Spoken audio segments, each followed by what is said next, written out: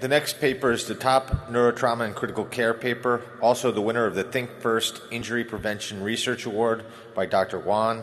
Factor 7A prevents the progressive hemorrhaging of the brain contusion by protecting the Microvessels 6A formation of the TF, factor 7A, factor 10A complex.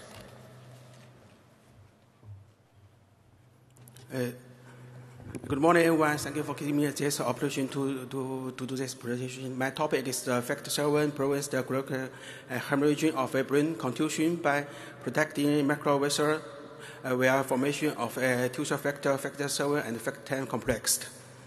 And we all know that traumatic brain contusion occurs in 17 to 35% of patients for a TBI, and increase in size of a brain contusions occurs in almost half of the cases. We all know that coagulopathy after TBI is an independent risk factor of the hemorrhagic progression.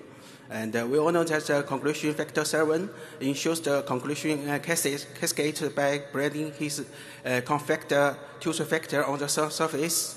And previous studies have shown that an increase in the factor 7 activity significantly contributes to the coagulopathy and hemorrhagic progression in patients with isolated TBI.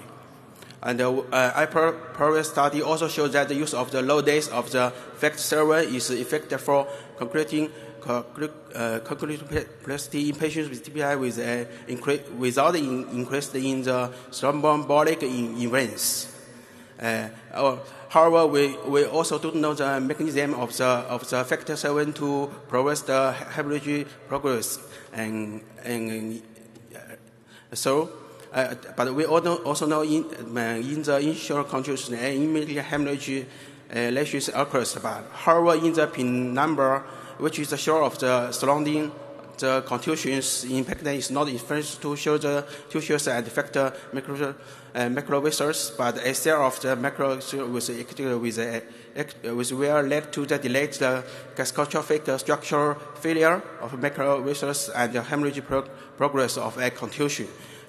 So whether the factor 7 can compress the victular endothelium in the penumbra to prevent the progressive hemorrhage, not just collecting the coagulopathy. So we have two questions. The first one is the consecutive relationship between the factor 7 and progressive delayed hemorrhage is still unknown. And the other one is that whether administration of the factor 7 would prevent the delayed structural failure of the microvessels and the progressive hemorrhage of brain contusions by protecting the vascular endothelial cells. And so, according to our animal experiments, we found that the decrease in the factor 7 levels led to the progressive hemorrhaging of a brain contusion. We also find that the administration of the factor 7 may reduce the enlargement of the hematoma. And we also find that the factor 7 decreased the endothelial cells apoptosis in the penumbra of the brain contusions. Which sign is it X? We found that the terminal tissue factor 7 and factor 10 complex clears the PR2 on the endothelial cells, activates the MAPK signaling sexes, and impact the NF-κB significantly to protect the cerebral and secular endothelial cells. And we also analyzed the patients with cerebral contusion hemorrhage.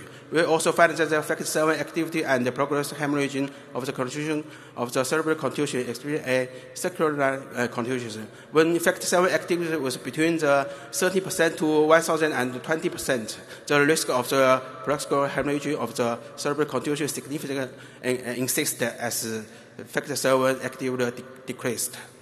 So our conclusion is that decrease of factor 7 activity directly led to the progressive hemorrhaging of the cerebral contusions, and the administration of the factor 7 could prevent the progression of the hemorrhaging. We also find that factor 7 prevents the progressive hemorrhaging of brain contusion by protecting the microvessel endothelial cells, where the formation of the terminal factor 7, factor 10, and the factor 10 complex. Thank you for your attention.